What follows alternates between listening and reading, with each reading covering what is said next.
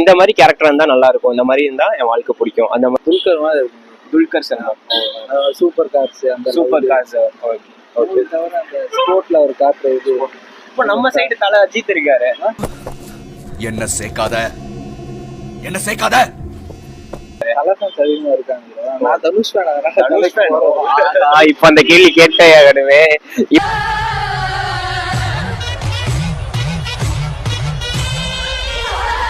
காரணமே தனுஷ் தான் சொல்றேன். அதை பத்தின உங்களுக்கு கருத்து என்ன ப்ரோ?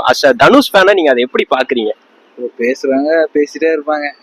பேசிட்டே இருப்பாங்க. நம்மளால எப்பவுமே டாப் தான் போயிட்டு இருக்குது.